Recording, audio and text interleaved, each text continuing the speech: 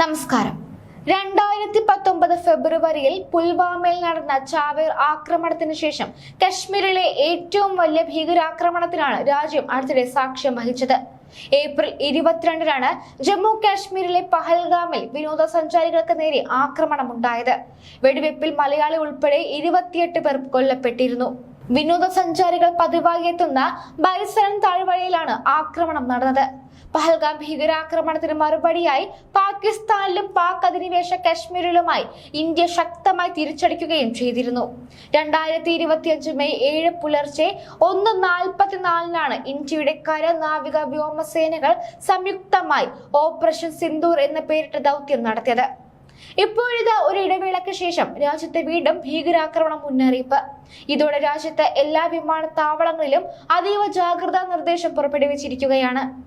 ഏത് നിമിഷവും ഭീകരാക്രമണ സാധ്യത മുന്നിൽ കണ്ട് ഇന്ത്യയിലെ എല്ലാ വിമാനത്താവളങ്ങളിലും അതീവ ജാഗ്രതാ നിർദ്ദേശം നൽകി bureau of civil aviation security.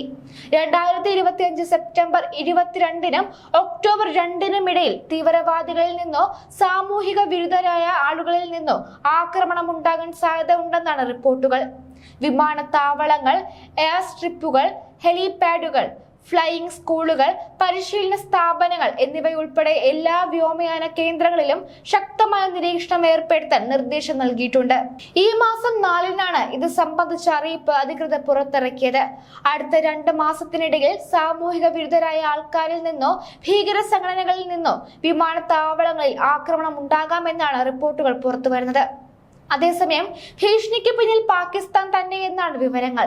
പാകിസ്ഥാനിലെ ഭീകര സംഘടനകളുടെ പ്രവർത്തനങ്ങളുമായി ബന്ധപ്പെട്ട അന്വേഷണത്തിൽ ലഭിച്ച പ്രത്യേക വിവരത്തിന്റെ അടിസ്ഥാനത്തിലാണ് BCSന്റെ നിർദ്ദേശമെന്ന് ദേശീയ മാധ്യമങ്ങൾ റിപ്പോർട്ട് ചെയ്യുന്നു. ഇതിനു പുറമെ പ്രാദേശിക police, central industrial security force, intelligence bureau, മറ്റ് ബന്ധപ്പെട്ട ഏജൻസികൾ എന്നിവരുമായി അടുത്ത ബന്ധം പുലർത്തണമെന്നും വിമാനത്താവള സുരക്ഷാ ഉദ്യോഗസ്ഥരോട് BCAS നിർദ്ദേശം നൽകിയിട്ടുണ്ട്. ഏതെങ്കിലും തരത്തിലുള്ള സുപ്രധാന വിവരങ്ങളോ ജാഗ്രതാ നിർദ്ദേശങ്ങളോ ലഭിച്ചാൽ അത് ബന്ധപ്പെട്ട എല്ലാവരുമായി ഉടനടി പങ്കുവെക്കണമെന്നും നിർദ്ദേശത്തിൽ പറയുന്നു. മറ്റു നടപടികളുടെ കൂട്ടത്തിൽ എല്ലാ ജീവനക്കാരുടെയും കരാറുകാരുടെയും സന്ദർശകരുടെയും തിരിച്ചറിയൽ രേഖകൾ കർശനമായി പരിശോധിക്കണമെന്നും എല്ലാ CCTV സംവിധാനങ്ങളും പ്രവർത്തനക്ഷമമാക്കണമെന്നും അവ തുടർച്ചയായി നിരീക്ഷിക്കണമെന്നും ഉറപ്പാക്കണമെന്നും സുരക്ഷാ ഏജൻസി നിർദ്ദേശം നൽകുകയും ചെയ്തിട്ടുണ്ട്. സംസ്ഥാന പോലീസ്, വിമാനത്താവളങ്ങൾ, എയർലൈനുകൾ എന്നിവയുൾപ്പെടെ ബന്ധപ്പെട്ട എല്ലാവർക്കും ഈ നിർദ്ദേശം നൽകിയിട്ടുണ്ട്. ആഭ്യന്തര, അന്താരാഷ്ട്ര വിമാന കമ്പനികൾക്ക് ഈ നിർദ്ദേശം ഒരുപോലെ ബാധകമായിരിക്കും.